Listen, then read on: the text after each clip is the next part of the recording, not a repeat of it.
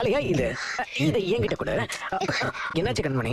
யார் உதவியும் எனக்கு தேவையில்ல. என்ன கண்மணி இப்படி சொல்ற? நீ கஷ்டப்படுறேன்னு தானே நான். எனக்கு கஷ்டமா இருக்கு நான் சொன்னனா? இல்ல பாக்குறதுனால தானே சொல்றேன். இது எல்லாத்தையும் விட பெரிய கஷ்டத்தை பார்த்த வேணாம். என்கிட்ட தேவையில்லாம பேச்ச வளர்க்கறதுக்கு பதிலா வேற ஏதாவது வேலை இருந்தா போய் பாருங்க.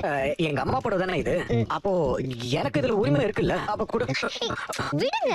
ஏன் உங்களுக்கு வேற வேலை இல்லையா? எதுக்கு வந்து தொந்தரவு பண்ணிட்டு இருக்கீங்க? இது பாரு, இது ஏன் தொந்தரவு நினைக்கிறேன்? நீ ஒரு பக்கம் அதைக்கு செய்யற கடமையை நினைச்சு துணி நல்லா புழி, நான் ஒரு பக்கம் என் அம்மாவுக்கு செய்யற உரிமையில இத நல்லா புழியறேன். அப்பதான் துணியில இருக்கிற ஈரெல்லாம் வடிஞ்சு வெயில துணி எல்லாம் சீக்கிரமா காயும். சரியா? ஏய் கண்மணி கண்மணி கண்மணி கண்மணி சாரி சாரி சாரி. நீங்களே புழிஞ்சு காய போடுங்க. ஐயோ, இதெல்லாம் ஒத்தால செய்யற வேலை இல்லன்னு நான் தான் முதல்லயே சொல்லிட்டேனே. பழகிடுங்க.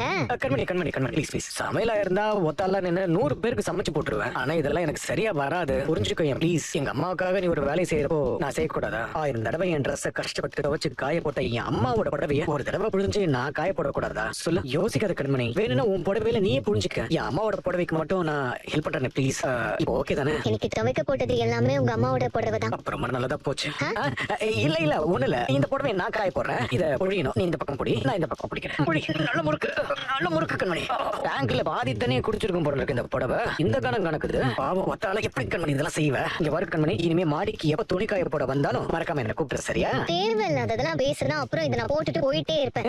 இல்ல இல்ல இல்ல சாரி சாரி சாரி. டென்ஷன் ஆகாத. இப்ப பாரு, சைலண்டா நான் எப்படி வேலை செய்யறேன்னு மட்டும் பாரு. பிரச்சாரம் பண்ணாமல் ஓட்ட தாங்கி வச்சிட்டி